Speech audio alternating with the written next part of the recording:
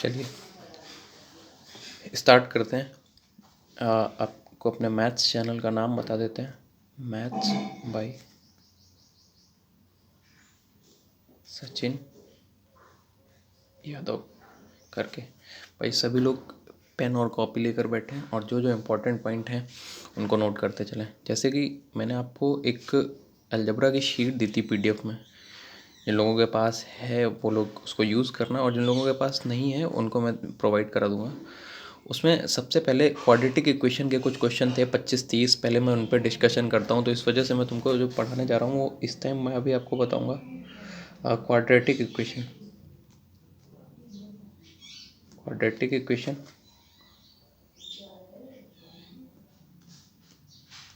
और इसी के साथ साथ जो एक्स्ट्रा आज बताऊँगा वो आपको बताऊँगा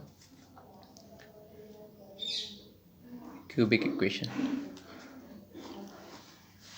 ये दोनों चीज़ें अगर मैं क्वाड्रेटिक इक्वेशन को आपको डेफिनेशन दूँ तो क्वाड्रेटिक इक्वेशन का डेफिनेशन क्या होगा?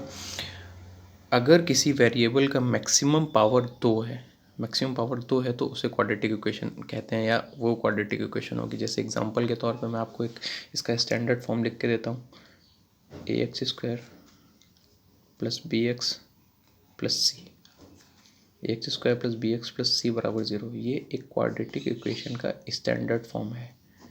इसमें जैसे मैंने आपको बता दिया, ये जब इसमें कभी भी आपका a 0 नहीं हो सकता। यहाँ पे a does not equal to क्या हो जाएगा? 0, जिसमें a आपका कभी भी 0 नहीं हो सकता। दूसरी चीज़ याद रखने वाली ये है कि अगर ये क्वाड्रेटिक इक्वेशन है, अगर इसके वेरिएबल का मैक्सिमम पावर 2 है तो जो इसके रूट्स आएंगे वो भी 2 होंगे, और वो जो 2 रूट्स होंगे वो मैंने अभी हाल फिलहाल के लिए क्या मान लिए? अल्फ़ा और बीटा मैंने इसके 2 रूट्स मान लिए। अल्फ़ा और बीटा अगर इसके 2 रूट्स मान लिए, अब मैं आगे आपको बताता हूँ। सपोज़ इसके बहुत बेहतर क्वेश्चन बनते हैं, बैंक में बहुत पूछे जाते हैं। एक आपको जैसे मैंने छोटा सा एक ऐसे करके बता दिया कि x² + 9x + 20 = 0, x² + 9x + 20 = 0। अब इसके मैं 2 रूट्स निकालने, 2 मूल निकालने, तो ये बड़े प्यार से हल हो जाएगा। इसके इक्वेशन बड़े प्यार से हल हो जाती है। 20 है, 5 चौको 20। तो इसको हल तो कर लेते हैं हम। अब इसको एक हल करने का एक शॉर्टकट और सिखाते हैं। याद रखिएगा, जितने लोग बैंक के एग्ज़ाम देते हैं बहुत यूज़फुल चीज़ है ये। अगर एक सारणी बनवाते हैं आपको bx और c, और यहाँ पे एक इसके जो फैक्टर होते हैं उसका छोटा वाला और एक बड़ा वाला, 2 फैक्टर, एक छोटा एक 2 ही फैक्टर होने हैं, छोटा एक बड़ा। अगर bx और c दोनों से पहले प्लस साइन है, दोनों से पहले अगर प्लस साइन है तो छोटे वाले के साथ और बड़े वाले के साथ, दोनों के साथ जो साइन आएगा वो कौन सा आएगा? आपका नेगेटिव। जैसे एग्जांपल के तौर पर देखिए 20 कैसे फैक्टर करिए कि 9 आ जाए, तो 5 चौको 20, तो 5 और 4 बने, तो 4 छोटा और 5 बड़ा, ये दोनों ही प्लस प्लस थे। इस वजह से जो छोटे और बड़े दोनों के ही साथ जो साइन आएगा वो कौन सा आएगा? Minus minus. तो क्या आ गया? -4 और -5। मेरे ख्याल से समझ में आ गया होगा। इसका दूसरा एग्जाम्पल समझिएगा। दूसरा एग्जाम्पल कैसे समझिएगा? दूसरे एग्जाम्पल में एक प्लस और एक माइनस आ जाए, एक एग्जाम्पल के तौर पे एक प्लस और एक माइनस आ जाए तो फिर कैसे करेंगे? अगर bx के साथ प्लस आ गया और c के साथ माइनस आ गया, अगर ये आ गया तो छोटे वाले के साथ भी प्लस और बड़े वाले के साथ क्या आएगा? माइनस। एग्जाम्पल के तौर पे देखिएगा, यही ले लिया मैंने सपोज कि x² + 9x और -20 = 0। तो अब इसके फिर से फैक्टर देखेंगे तो क्या बनेंगे? 5 और 4, 4 और 5। तो अब इसके 4 और 5 की जगह जो आप फैक्टर बनाएंगे वो बनेंगे -4 और +5। सॉरी, +4 और माइनस का, क्योंकि छोटे वाले के साथ प्लस साइन आएगा और बड़े वाले के साथ क्या आएगा? माइनस। तो इस तरीके से ये बहुत प्यार से लग जाएगा। याद रखिएगा, अगर bx के साथ प्लस और c के साथ माइनस है तो ये, अगर पहले के साथ प्लस दूसरे के साथ माइनस है तो छोटे वाले के साथ प्लस और बड़े वाले के साथ माइनस। और सपोज़ करिए पहले वाले के साथ माइनस, दूसरे वाले के साथ प्लस है। अगर ऐसा है पहले वाले के साथ माइनस और दूसरे वाले के साथ प्लस, तो दोनों ही जो आएंगे वो आपके कैसे आएंगे? पॉजिटिव में आएंगे। एक एग्जांपल के तौर पे इसको भी मैं बताता हूँ आपको। जैसे ये आ गया x² - 19x + 90 = 0। जैसे इसको आप हल करेंगे तो 90 कैसे फैक्टर करिए कि 19 बन जाए? 19 कैसे फैक्टर कौन कौन से बनेंगे? 9 और 10, 9 छोटा और 10 बड़ा। अब क्या है, इसमें 9 और 10 है, पहला वाला bx वाला माइनस है, तो दोनों ही जो आएंगे वो कैसे आएंगे, पॉजिटिव आएंगे। तो बड़े आराम से आपने बता दिया क्या आएगा, प्लस का 9 और प्लस का 10। इसी तरीके से एक लास्ट बचा, वो भी देख लीजिए। अगर bx और c दोनों निगेटिव आ जाते हैं, ये अगर दोनों निगेटिव आ जाते हैं, अगर ये दोनों निगेटिव आ जाते हैं तो छोटे वाले के साथ माइनस साइन और बड़े वाले के साथ क्या आएगा, प्लस साइन। बड़े प्यार से आप इनको हल कर सकते हैं, कुछ भी नहीं है, बहुत ईजी है ये। अगर आप इसको याद रखेंगे तो इसके बैंक में बहुत सारे क्वेश्चन पूछे जाते हैं इनक्वालिटी में, तो बड़े प्यार से आप कर ले जाओगे। एक और एग्जांपल देके मैं समझाता हूँ आपको, एक छोटी सी चीज़ है और बेहतर चीज़ है। कैसे करेंगे देखना, थोड़ा सा ध्यान दीजिएगा। जैसे मैंने एक आपको एग्जांपल दिया, 2x² plus 19x plus 44 is equals to 0, ये मैंने दिया आपको। अब ऐसे केस जब कभी एक्स स्क्वायर का कॉफिशिएंट पूछो, अभी तक इसमें एक्स स्क्वायर के कॉफिशिएंट 1 थे, बट इसमें एक्स स्क्वायर का कॉफिशिएंट 1 नहीं है। अगर ऐसा कभी बन जाए कि एक्स स्क्वायर का कॉफिशिएंट 1 नहीं है, तो आप इन दोनों का मल्टीप्लाई कर लो। आप अगर इन दोनों का मल्टीप्लाई करेंगे तो 44 इंटू 2 कितना बन रहा है, 88। अगर 88 बन रहा है तो 88 अगर आप देखोगे तो 88 के जो फैक्टर बनाओगे तो 11 अट्ठे 88, और 11 और 8 मिला के कितना बन रहा है, 9। तो छोटा वाला क्या आया, 8, और बड़ा वाला 11। अभी ये इसका आंसर नहीं है। अब इसमें जो एक्स स्क्वायर का कॉफिशिएंट है उससे डिवाइड कर दीजिए, दोनों को कर दिया। दोनों प्लस प्लस थे तो दोनों के साथ माइनस आएगा, कर दीजिए माइनस। तो ये आ गया माइनस का 4 और माइनस का 5.5। देखिए बड़े प्यार से ये भी हल हो गया। तो इसको याद रखेंगे तो बहुत आसानी से आप जो भी क्वेश्चन बनते हैं उनको कर ले जाएंगे। चलिए इस पॉइंट को याद रखिएगा, बहुत यूज़फुल है, बहुत काम आएगा। चलिए आगे बढ़ते हैं। अब आगे बढ़ते हैं, अब सपोज़ कि हमको हमारे रूट्स पता हैं। जैसे मैंने ये इक्वेशन ली, ax² plus bx plus c बराबर 0, और मैंने जो इसके रूट्स माने वो क्या माने, अल्फ़ा और बीटा मान लिए। अगर हमको रूट्स पता है और इक्वेशन निकालनी है, जैसे अभी मैंने ऊपर से रूट्स निकालना बताया, अगर रूट्स पता है तो इक्वेशन निकालनी, तो सीधे सीधे यदि इस अल्फ़ा और बीटा इसके फैक्टर हैं तो ये इसको सेटिस्फाइड भी करेंगे। सेटिस्फाइड का मतलब अगर x बराबर अल्फ़ा रख दो और x बराबर बीटा रख दो तो उस पर ये इक्वेशन को 0 बनाएंगे। अगर x बराबर अल्फ़ा पे बनाएंगे तो ये x माइनस अल्फ़ा और x माइनस बीटा बराबर भी 0 बनेगा, क्योंकि ये दोनों इसके रूट्स हैं। अगर आप इसको हल करोगे तो ये बन जाएगा x² माइनस का अल्फ़ा प्लस बीटा और x और आएगा प्लस अल्फ़ा इंटू बीटा बराबर 0। ये बन गया आपका x² minus alpha plus beta plus alpha into beta बराबर 0। अगर आपको रूट्स पता है तो आप इससे भी इक्वेशन बना सकते हो और इससे भी इक्वेशन बना सकते हो, दोनों केसेस से इक्वेशन बना सकते हो। अब आपको इक्वेशन से कई बार रूट निकालने की बात करेगा तो आप क्या करते हैं, इस वाली इक्वेशन को a से डिवाइड कर दो। अगर a से डिवाइड करेंगे तो ये क्या बन गया, x², ये क्या बन गया b/a और x, और ये क्या बन गया प्लस का c/a। अगर हम यहाँ से कंपैरिजन करेंगे तो अल्फ़ा प्लस बीटा क्या आया, माइनस का b/a, और अल्फ़ा इंटू बीटा क्या आ गया, c/a। तो बड़े प्यार से यहाँ से हमको क्या क्या मिल गया, इसको मूलों का योग और मूलों का गुणनफल भी कहते हैं। ये मैंने बात कर ली मूलों का योग और मूलों के गुणनफल की। अब आगे बढ़ते हैं। कई बार हमसे ये भी पूछ दिया जाता है कि गुणनखंडों का योग बता दीजिए। अगर गुणनखंडों के योग की बात करें तो गुणनखंडों का योग जो है मेरा, इसके जो गुणनखंड हैं इस इक्वेशन के, वो x माइनस अल्फ़ा और x माइनस बीटा है। अगर हमें इसका योग बताना तो हमें बताना पड़ेगा x minus alpha plus x minus beta. इसको हम क्या कह सकते हैं, 2x minus alpha minus beta. यहाँ से ये 2x है और अगर हमने माइनस साइन कॉमन ले लिया तो क्या हो गया, अल्फ़ा प्लस बीटा। और अभी अभी देखा है हमने, इसको 2x minus alpha plus beta को क्या लिख सकते हैं, माइनस का b/a। अगर माइनस का b/a लिखेंगे, माइनस पहले से था तो ये क्या हो गया, 2x प्लस b/a। ये हो गया हमारा गुणनखंडों का योग। इस तरीके के आपको क्वेश्चन सेट में भी मिलेंगे, देखिएगा अच्छे अच्छे क्वेश्चन हैं। गुणनखंडों का योग निकालना सीख गए। अब देखना, इसी में अगर हम बात करते हैं, एक एग्जांपल भी देता हूँ मैं आपको। जैसे सपोज़ कि आपको ये दे दिया गया x² माइनस का 1/x, माइनस प्लस का 1/x कर लीजिए। x² माइनस 1/x प्लस का ऐसे कर दिया मैंने आपको कि 6 दे दिया बराबर 0, और मैंने कह दिया कि अब आपको इसमें बताना है कि आप गुणनखंडों का योग ज्ञात कीजिए। अब आपको गुणनखंडों का योग ज्ञात करना है तो कैसे ज्ञात करेंगे, देखिएगा बड़ा आसान है। जैसे आपको दिया x², अब आपने क्या किया, x² माइनस, जैसे ही आपने प्लस का 6, चलिए देखिएगा, ये जो क्वेश्चन है ये आपका प्लस का 1/x² और माइनस का 6 है। सपोज करिए ये क्वेश्चन है। अगर ये क्वेश्चन है तो मैंने क्या किया, x² + 1/x², ऐसे करके। और एक बार क्या करिएगा, अगर यहाँ पे हम इसके साथ माइनस का 2 और माइनस के 4 को अलग कर दें तो बराबर 0 हो जाएगा। और ये जो चीज़ देख रहे हैं ये आपको बहुत प्यार से आपने पहले भी पढ़ रखा है।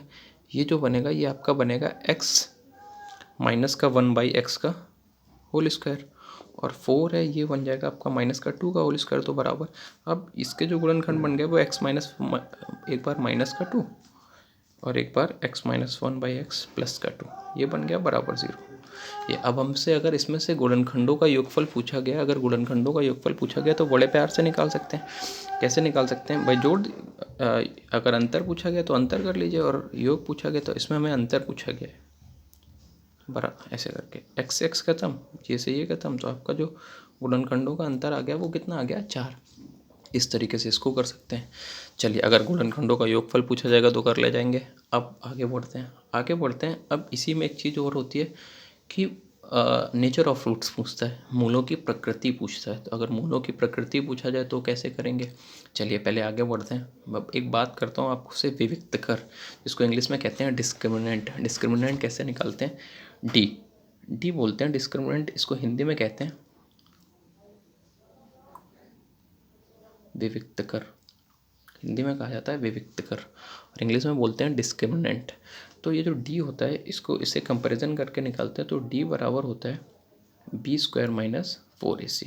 कई बार पूछा भी जाता है कि विविक्त कर क्या होगा, तो डी बराबर आप क्या निकाल सकते हो, b² - 4ac। अब नेचर ऑफ फ्रूट्स कैसे निकालते हैं, अगर आपको कोई इक्वेशन दे रखा है और आपको नेचर ऑफ फ्रूट्स निकालना, तो सबसे पहले यदि आपको d इज़ लेस देन 0 दे रखा है, जो आपका d है वो 0 से छोटा है। अगर आपका d 0 से छोटा है तो बहुत सीधे से याद रखिएगा, जो इसके रूट्स होंगे वो काल्पनिक, इमेजिनरी और अनइक्वल। अनइक्वल का मतलब होता है असमान। कैसे होंगे, अगर आपका d है वो लेस देन 0 है तो जो इसके रूट्स होंगे वो इमेजिनरी होंगे और अनइक्वल होंगे, काल्पनिक होंगे और असमान होंगे। सपोज़ कि ये जो d है ये इज़ इक्वल्स टू 0 आ गया। अगर d इक्वल्स टू 0 आ गया तो जो उसके रूट होंगे वो कैसे, जो उसके मूल होंगे वो मूल कैसे होंगे, समान होंगे, वास्तविक होंगे, समान होंगे और कैसे होंगे, वास्तविक होंगे। सपोज़ कि d इज़ ग्रेटर देन 0 है, d इज़ ग्रेटर देन 0 है। अगर d इज़ ग्रेटर देन 0 है और इक्वल टू भी 0 है, d के ग्रेटर देन 0 के दो केस बनते हैं। दो केस कैसे बनते हैं मैं अभी आपको दोनों चीज़ें बता देता हूँ। दो केस बनेंगे, d इज़ ग्रेटर देन अगर 0 दे रखा है आपको तो इसके लिए जो इसके रूट्स होंगे वो रियल होंगे। रियल का मतलब वास्तविक, लेकिन असमान होंगे। वास्तविक और कैसे होंगे, असमान। अब वास्तविक और असमान होंगे, इसको याद रखिएगा, ये बहुत इंपॉर्टेंट पॉइंट है, इनसे बहुत क्वेश्चन पूछे जाते हैं। आप सपोज़ करिए आपको जैसे ये दे रखा है कि d इज़ ग्रेटर देन 0 में भी दो केस हैं, कि एक केस ऐसे बना दिया जहाँ पे d परफेक्ट स्क्वायर है और एक ऐसा केस बना जहाँ पे d परफेक्ट स्क्वायर नहीं है। एक एग्जांपल के तौर पे यहाँ पे समझिएगा, एक जगह d को क्या कर दिया मैंने, परफेक्ट स्क्वायर कर दिया, पूर्ण वर्ग है। अगर ये पूर्ण वर्ग है तो इसके जो रूट्स हैं वो रहेंगे रियल, वास्तविक। अनइक्वल दोनों ही केसेस में रहेंगे, असमान रहेंगे। और एक यहाँ पे एक कंडीशन बढ़ जाएगी, जो इसके रूट्स आएंगे वो रैशनल आएंगे। कैसे आएंगे, परिमेय होंगे, रैशनल होंगे। बट सेकंड केस समझिएगा, सेकंड केस में क्या होगा, सेकंड केस बहुत आसान है। सेकंड केस में अगर ये परफेक्ट स्क्वायर नहीं होगा, अगर ये परफेक्ट स्क्वायर नहीं है, स्क्वायर नहीं है, अगर ये परफेक्ट स्क्वायर नहीं है तो कुछ नहीं है, थोड़ा सा बस सारी चीज़ें सेम होंगी, बस जो ये हो जाएगा इर्रेशनल हो जाएगा। इर्रेशनल का मतलब अपरिमेय हो जाएगा, अपरिमेय हो जाएगा। ये बड़े प्यार से समझ गए होगे आप लोग, ये कैसा हो जाएगा, अपरिमेय। तो ये वो कंडीशंस हैं जिनसे आप इसका ये बता सकते हैं कि नेचर ऑफ फ्रूट्स, मूलों की प्रकृति क्या है, ये बहुत प्यार से ये बता सकते हैं आप। अब आगे बढ़ते हैं, आगे समझिएगा। ये तीनों केस समझ में आ गए। एक बार फिर से समझा देते हैं कि अगर डी का वैल्यू 0 से छोटा है, डी इज़ लेस देन 0 है, तो जो मोल होंगे वो कैसे होंगे, आपके काल्पनिक होंगे, इमेजनरी होंगे और अनइक्वल होंगे, असमान होंगे। अगर डी बराबर 0 है मतलब विविक्तकर का मान डिस्क्रिमिनेंट 0 है, तो मूल आपके समान होंगे और वास्तविक होंगे। अगर डी इज़ ग्रेटर देन 0 है तो रियल होंगे और असमान होंगे, वास्तविक होंगे और असमान होंगे। बट इसके दो केस बनते हैं। एक केस बनता है जहाँ पर डी परफेक्ट स्क्वायर, अगर परफेक्ट स्क्वायर हो गया तो मूल परिमेय होंगे, अगर डी परफेक्ट स्क्वायर नहीं हुआ तो अपरिमेय होंगे, इर्रेशनल होंगे। मेरे ख्याल से इतनी चीज़ें समझ में आ गई होंगी। अगर इतनी चीज़ें समझ में आ गई तो आगे बढ़ते हैं आगे। और अब आपको एक चीज़ और समझिएगा। अब आगे समझाने जा रहे हैं आपको। जैसे आपसे ये दे दिया गया, आपसे ये बता दिया गया कि कोई ऐसा फैक्टर बन रहा है A X square plus B X plus C बराबर 0। ये कुछ ऐसा बन रहा है जहाँ पे आपको इसके रूट्स आप इक्वेशन सॉल्व करके नहीं निकाल पाते हैं। तो अब आपने एक चीज़ पढ़ी है, सभी ने पढ़ा है, बहुत आसान है, सीरीधरा 4। ये आपको पता है क्या होता है, minus B plus minus root of B square minus का 4ac अपॉन 2 है। ये बड़े प्यार से आप इसको लगा यूज़ करके आंसर निकाल सकते हैं, दो रूट्स निकाल सकते हैं माइनस का, एक बार प्लस साइन लेके एक बार माइनस साइन लेके। ये आपका सीरीधराचार हो गया। अब आगे बात करते हैं। अगर आपका सपोज करिए इसी से बात करते हैं। अगर आपके दो रूट्स ऐसे दे दिए जाएँ कि इक्वेशन मतलब दो रूट आपस में एक दूसरे के रेसिप्रोकल हैं, कि अगर एक मैंने बता दिया अल्फ़ा और दूसरा 1/अल्फ़ा है, अगर दो रूट ऐसे दे दिए गए, एक अल्फ़ा है और दूसरा 1/अल्फ़ा, तो क्या करेंगे, तब इसके लिए एक दो कंडीशंस होते रहे। जब एक दूसरे के व्युत्क्रम हो, जब मूल एक दूसरे के, नोट कर लीजिएगा, ये बहुत अच्छा पॉइंट है, मूल एक दूसरे के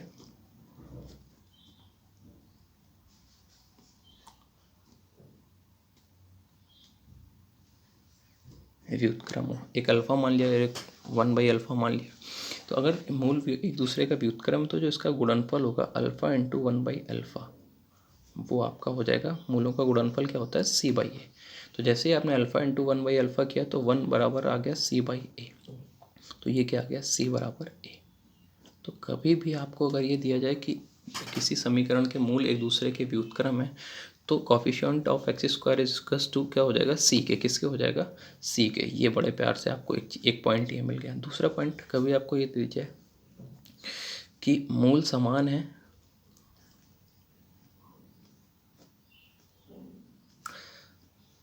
परंतु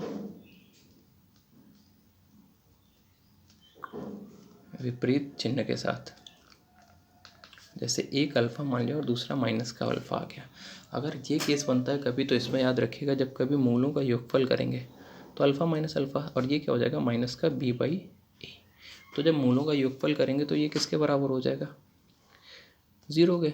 तो जैसे ही आपने इसको हल किया तो यहाँ से जो कंडीशन मिलती है वो क्या मिलती है आपको, b बराबर 0। b बराबर क्या मिल गया आपको, 0। कभी आपको मूल समान दे रखा है और परंतु विपरीत चिन्ह दे रखे हैं, तो आप क्या करेंगे, अल्फ़ा, एक आपने मूल मान लिया अल्फ़ा और दूसरा माना माइनस का अल्फ़ा। जैसे ही आप मूलों का योगफल करेंगे, एक अल्फ़ा है दूसरा माइनस का अल्फ़ा है, तो जैसे योग करेंगे तो ये 0 बन जाएगा, बराबर माइनस का b/a। इतनी चीज़ समझ में आ गई। चलिए, ये तो वो चीज़ें थी। अच्छा, एक चीज़ और हाँ यहाँ याद रखने वाली है कि अगर कभी किसी भी, जैसे आपको एक ऐसे करके दे रखा है a प्लस IB, अगर आपको किसी इक्वेशन का एक रूट दे रखा है a प्लस IB, अगर a प्लस IB दे रखा है तो जो इसका दूसरा रूट होगा वो क्या होगा, a minus IB। A minus क्या होगा, ये आपको गिवन होगा और ये दूसरा रूट। अब आपको दोनों, एक अल्फ़ा मिल गया एक बीटा मिल गया, इनका यूज़ करके आप इक्वेशन बना सकते हैं।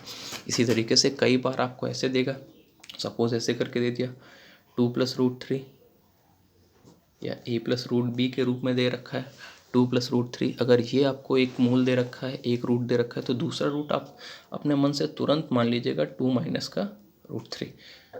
अगर 2 - का √3 मान लिया तो बड़े प्यार से आपको ये अल्फ़ा मिल गया और ये बीटा मिल गया, और आप किसी भी तरीके से इक्वेशन बड़े प्यार से बता ले जाएंगे ऐसे करके, x² माइनस का alpha plus beta into x plus alpha into beta बराबर 0। यहाँ पे अल्फ़ा और बीटा के वैल्यूज उठा के रखिए, आराम से आपका इसका इक्वेशन मिल जाएगा। तो ये था आपका क्वाड्रेटिक इक्वेशन। इतनी चीज़ें पढ़िए आप, और मैं अभी आपको सॉल्यूशन भी दे दूँगा इसका। इतनी चीज़ें पढ़िए आप, बहुत प्यार से इसके सारे क्वेश्चन सॉल्व कर ले जाएंगे। चलिए बात करते हैं, ये तो बात हो गई आपकी क्वाड्रेटिक इक्वेशन की, जो मैंने आपको सब बता दिया क्वाड्रेटिक इक्वेशन, ये पूरा क्वाड्रेटिक इक्वेशन। जो चीज़ें आपको नोट करने लायक लग रही हो तो आप नोट जरूर कर लीजिएगा। अब क्वाड्रेटिक इक्वेशन तो कई बार पढ़ा है। अब बात करते हैं क्यूबिक इक्वेशन की। क्यूबिक इक्वेशन ऐसा है जो लोगों ने कभी शायद पढ़ा ही नहीं है। अब बात करते हैं क्यूबिक इक्वेशन। क्यूबिक इक्वेशन के क्वेश्चन भी सीट्स में पड़े हुए हैं। अब क्यूबिक इक्वेशन कैसे करेंगे देखिएगा, बहुत आसान है। जितना क्वेश्चन दे रखे हैं उतने बड़े आसान से दे रखे हैं। अब बात करते हैं, चलिए क्यूबिक इक्वेशन देखते हैं। अब क्यूबिक इक्वेशन कैसे करेंगे,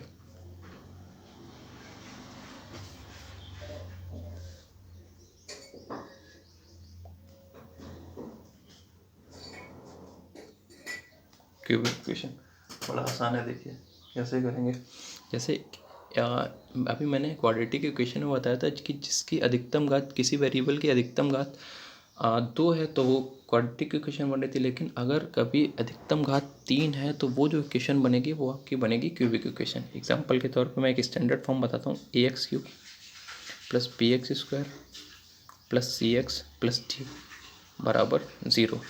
ये जो बनी ये आपकी एक क्यूबिक इक्वेशन दे रखा है स्टैंडर्ड फॉर्म। अब इसके अगर ये क्यूबिक इक्वेशन है तो इसके रूट कितने होंगे, 3 होंगे। जाहिर सी बात है, कितने रूट होंगे, 3। और वो तीनों रूट होंगे अल्फ़ा, बीटा और गामा। अब ये तीनों ही रूटों पर इसको सेटिस्फाइड होना पड़ेगा, तीनों ही रूटों पर सेटिस्फाइड होगा। तो अगर इसका इक्वेशन कभी आपको रूट पता है और इक्वेशन निकालना है तो आप बड़े प्यार से ऐसे करके निकाल सकते हो, x minus alpha x minus beta into x minus gamma बराबर 0।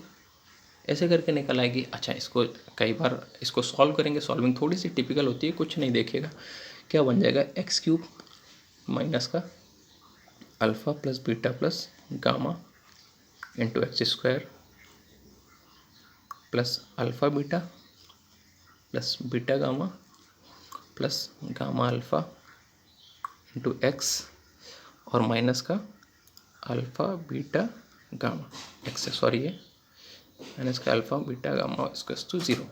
अब इतनी चीज़ ये पता चल गई। अब थोड़ा सा एक दिमाग लगाइएगा, इतना पता चल गया, थोड़ा सा एक दिमाग लगाइए। आप क्या करिए, इस वाली इक्वेशन में a से डिवाइड करते हैं। अगर इस वाली इक्वेशन में a से डिवाइड करेंगे तो ये क्या बन जाएगा, x³ plus b/a x² plus c/a x plus का d/a बराबर 0। अब इन दोनों का कंपैरिजन कर दीजिए। जैसे ही आप कंपैरिजन करेंगे तो अब आपको पॉइंट मिलना चालू हो गए। Alpha plus beta plus gamma बराबर क्या मिल गया, माइनस का b/a, ये एक पॉइंट मिल गया। दूसरा alpha beta plus beta gamma plus gamma alpha, ये बराबर मिल गया आपको c/a। और इसके बाद alpha into beta into gamma क्या मिल गया, वो मिला आपको माइनस का d/a। कंपैरिजन कर लीजिए, बड़े प्यार से मिल गया। अब इन तीनों चीज़ों को हल करके आप अल्फ़ा बीटा गामा का मान निकाल सकते हैं। अब इसी पे एक क्वेश्चन और शीट में देखिएगा, इसमें एक क्वेश्चन, एक टाइप का क्वेश्चन और मिला है। कभी आपको इसमें से ये पूछ दिया जाए कि गुणनखंडों का योगफल बताइए, सम ऑफ फैक्टर्स, गुणनखंडों का योगफल बताइए। तो सम ऑफ फैक्टर्स का कैसे निकालेंगे, x minus alpha plus x minus beta plus x minus gamma. अब सम ऑफ फैक्टर्स निकालना है तो तीनों को उठा के जोड़ेंगे तो क्या हो गया, 3x माइनस चिन्ह कॉमन ले लीजिए, plus alpha plus beta plus gamma. अच्छा, अल्फ़ा बीटा गामा का वैल्यू आपको अभी अभी आपने निकाला माइनस का b/a। तो फाइनली जो आपको अमूलों का योगफल मिला वो क्या मिल गया, 3x प्लस b/a।